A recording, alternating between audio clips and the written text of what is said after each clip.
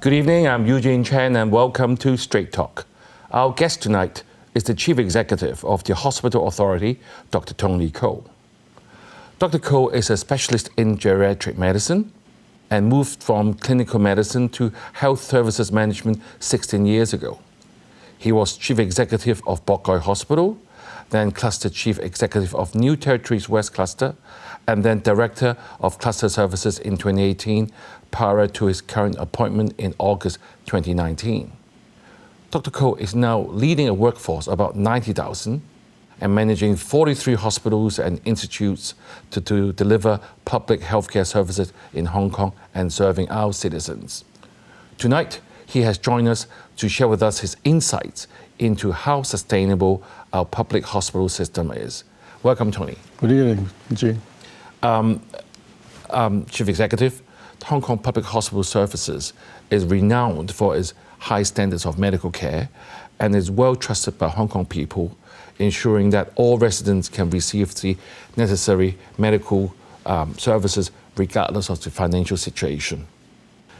It's often the first choice for patients because of affordability and also the comprehensive services. And maybe this is why approximately 90% of the inpatient treatment is done in public hospital, despite the fact that the hospital authority only employs about half of Hong Kong doctors' population.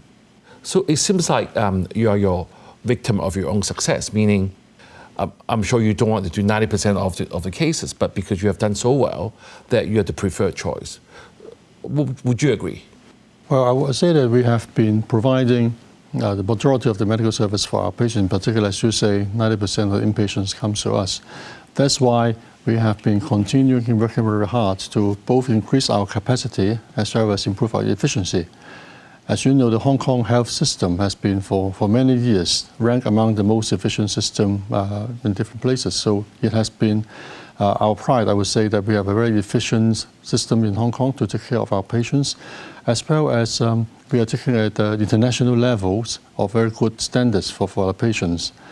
This is also the reason why in the past few years we have been building our capacity. We have been building the hardware as well as the software. As you know, we have two hospital redevelopment plan, which amount to 200 billion for the first 10-year plan and another 270 billion for the second hospital redevelopment plan. So these are very important facilities that we built that enable us to improve our capacity. At the same time, of course, we are working very hard to improve our efficiency as well and to build our manpower capacity, right, etc. Right, Dr. Ko, when I asked you the question, I mean, the actual title of the show today is our public hospital service sustainable? Meaning, I'm sure the first question when we raised was whether, is it your aim to be looking after like 90% of the inpatient service? Because with only 50% of the doctors and medical staff, definitely it's going to be a very taxing on your manpower. What will be your preferred allocation of cases between public and private? I would say that in the hospital, we have got specific roles. For example, we look for the acute emergencies, accidents, the very complicated cases, as well as we provide training, teaching, as well as research, so there are different capacity. We also become a safety net for people who are more underprivileged, so that everybody cares won't be affected. But in general, I would say it's important for Hong Kong to build the overall capacity. As you have heard many times, that the overall numbers of healthcare professionals in Hong Kong is still not adequate. Right. So I would say that no matter the doctors or nurses, whether they work in the public or private, the most important thing is we need to have more healthcare professionals, more hardwares, and also at the same time we have to improve our standards to continuously so that we can do better each time, as well as to introduce more new technologies, more smart care. Everything has to put in together at the same time. Right, so Tony Ko, you basically have told us that manpower is one of the very important elements in this overall puzzle. When I was preparing for the show with you, I mean, being a healthcare professional myself, I can see it's a very complex issue because we have the rising healthcare costs, which is always increasing, and then the actual downturn in the economy in Hong Kong, and of course our decreasing government reserves, and most importantly, we have an aging population. So, how do we plan in such complex issue? Like, I mean, we are looking for talents in Hong Kong. I'm a Chris Sunday secretary for Labour and Welfare was on the show a few weeks ago, and he told us that we have received like 290,000 people applying to come to Hong Kong, but only 180,000 was approved, and 120,000 has already arrived. This is their scheme. So has the hospital authority planning similar drive, or have you benefited with recent people coming to Hong Kong? Well, building our human resource capacity is very important. We have done a lot of work in the last few years. On the one hand, we are trying to retain more of our staff. That's why we have been introducing new scheme. We have, for example, we employed many of our colleagues who are about to retire. For example, in the coming few years, more than 80% of the doctors who are going to retire will come back to work with us, as well as around half of the nurses, after they retire, they will come back to work with us. So this is a very important workforce, because these people have been working with us for many years. They're very experienced and able to provide very high quality of care. At the same time, we do work to retain our staff so that more people would like to continue to work with us. For example, we noticed that there has been a drop in the attrition rate of our doctors and nurses with all our measures, like we are introducing a new home loan interest subsidy scheme. We have established the new Hospital Authority Academy to provide training and support to our colleagues. So with all these works, we are consolidating and retaining our workforce. While at the same time, as you rightly point out, healthcare professionals are in great demand in everywhere, actually, and Hong Kong is not alone. So that's why we do a lot of work to try to attract talents to come to work in Hong Kong. For example, we have been, since last year, employing more and more non-locally trained doctors.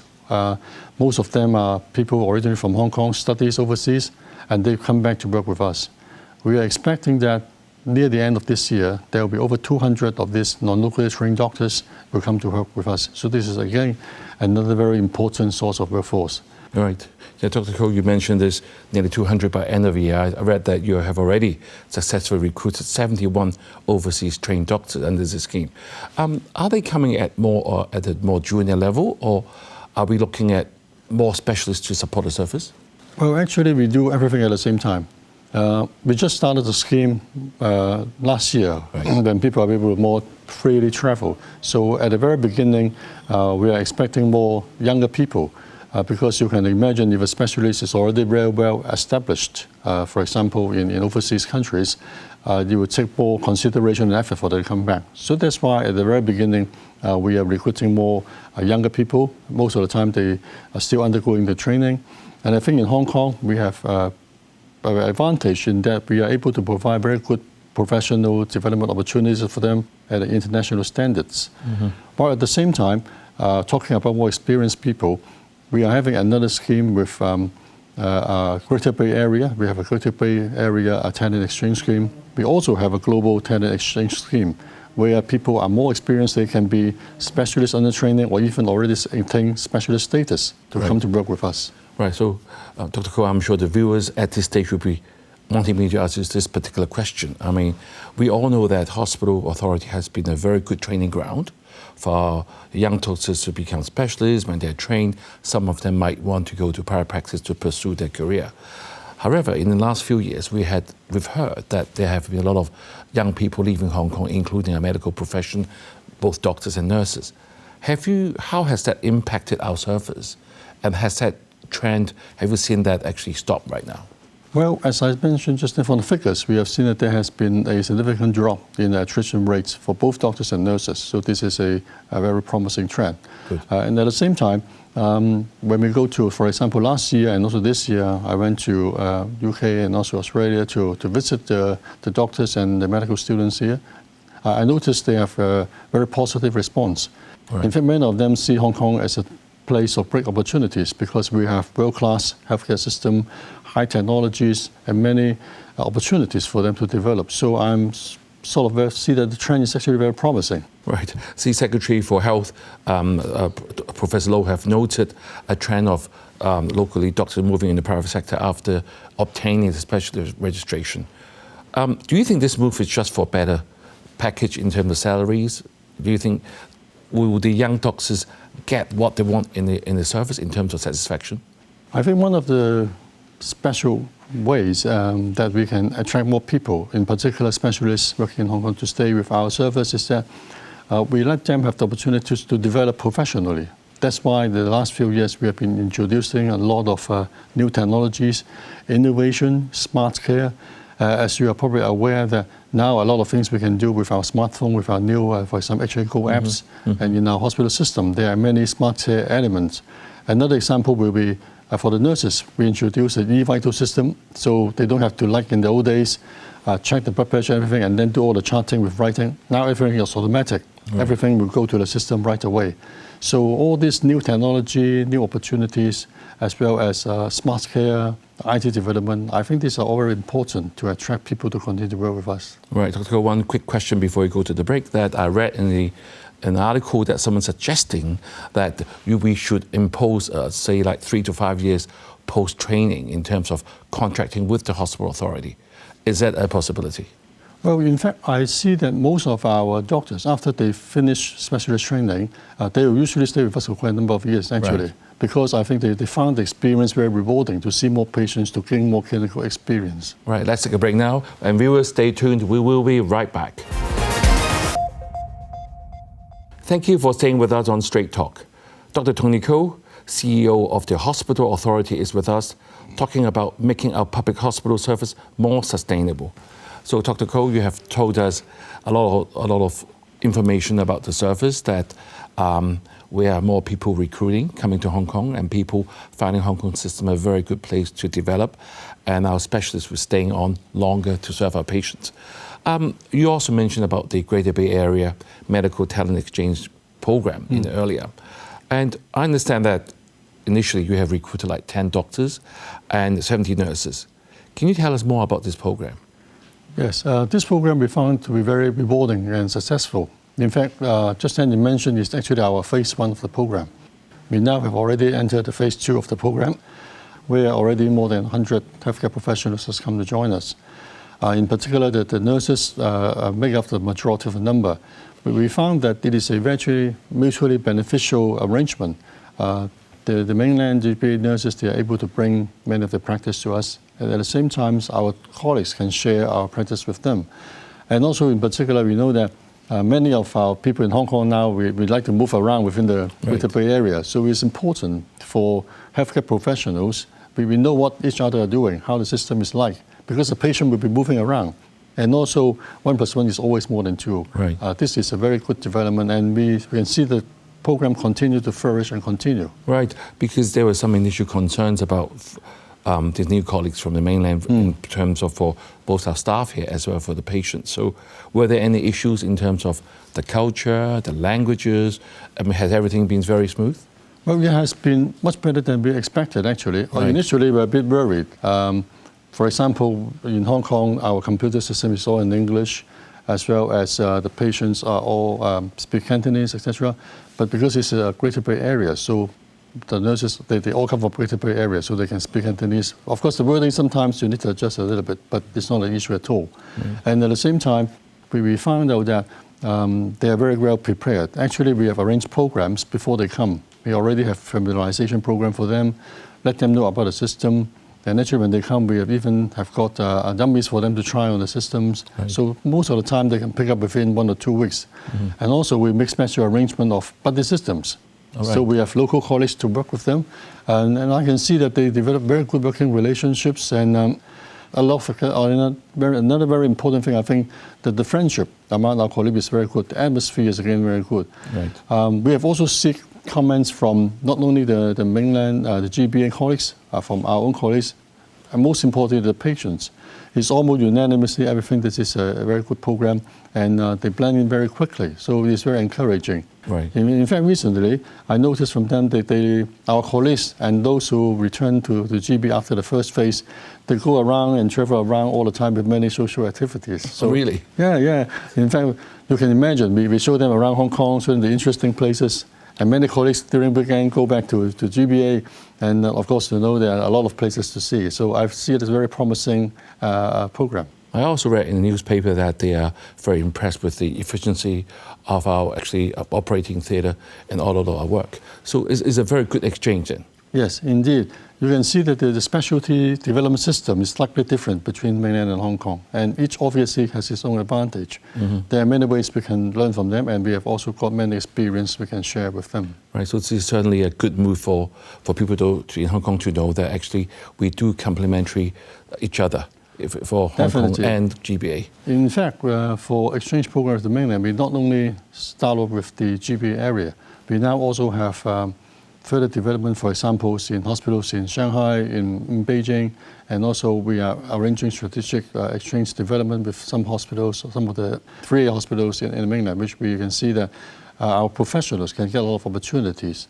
In particular, you know that sometimes because Hong Kong, we serve the people of Hong Kong, whereas in mainland, some of the hospitals, they serve a very large population area. So the patients that they see is much more in number.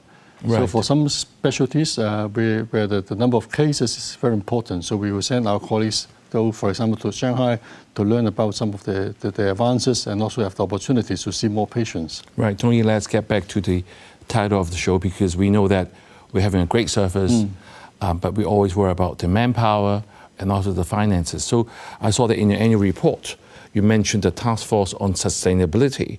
Can you share with us some of your key strategic directions and the initiatives that has been recommended? How are you going to sort of fix this problem ahead of us, like their manpower, the aging population, and more chronic diseases? Well, this is indeed a big challenge. As you rightly point out, that an aging population actually comes at the same time of a sharp increasing in chronic diseases. So on the one hand, we continue to build our capacity in terms of hardware, which I mentioned about the hospital redevelopment plan. We build our software capacity. We recruit more people, retain more staff, get more people overseas, improve their development, establish the Hospital Authority Academy. And at the same time, we work on our efficiency. That's why we have an efficiency task force to introduce new technology, like smart care, more IT, more efficient smart ward. Actually, we now run smart clinic, smart wards, everything is smart with a lot of technology put in, because we know that just doing more of the same is not going to solve the problem. Right. And just one point I want to add is, very importantly, we are evolving, we're introducing new models of care. Instead of relying everything putting in the hospital, doing the specialists, we have a strong commitment and support the government's primary care initiative. We are introducing more ambulatory care ourselves, so that people, even with the same problem, more chronic disease, we prevent it early on. Even if we can't prevent it, we sort of slow down the pace that develop complications. And even if they come to us, we do it in a smarter way. Right. See, the actually long-established healthcare policy that I already mentioned earlier in the first part is no one should be denied adequate healthcare through lack of means. So you mentioned about all the smart ways you're trying to do, but I think with people who are still concerned, how do you maintain such low cost for the patient, and what challenges you foresee in sustaining this level of subsidy? Well, it indeed will be a great challenge, because healthcare all around the world is getting more expensive, because with all the new technologies, all the new treatment, all the new drugs, many diseases or conditions which was untreatable in the past, now we can manage. But again, as I said, Hong Kong has always been in the highest standards internationally, but we must maintain that level. To do that, we need to continue to introduce new technology and do things in a smart way, in the more efficient way. So that's why I think the introduction of technology, introduction of new ways of treating patients, as I said, the models of care. Like in the past, for example, doing surgery or doing an intervention, many times we have to admit a patient in the hospital, which again is obviously a more expensive way if we can do it early on. For example, we prevent it from happening. We do it in the outpatient setting or even day patient. These are all ways we can allocate our resources in the most appropriate and efficient ways. Right. So see, another area that I'm sure the viewers will want me to ask you is about the actual emergency department, because that will be your direct first point of getting into the X-ray system. However, we know that there's still some, I won't use the word abuse, but a lot of cases that are not that urgent. Because I read in your report that under your 5 categories of urgencies assigned to visiting the emergency department, with the patient with the 2 least urgent groups make up like 55 to 65% of all these patients. So they were taking up a lot of the time and actually making people to wait longer. So how do you solve this issue? And maybe you can tell the viewers, when shall we go to the emergency department and when shall we don't go to the emergency department? Well, I think the name itself tells something. Right. You can think about it's an accident and emergency department. So it's supposed to be for accident and emergency. I think the name itself is already telling you. But at the same time, I can understand there are various reasons why patients can come to us. So that's why, as you said, some patients who actually do not belong to the accident emergency group for some reasons, they still come to us.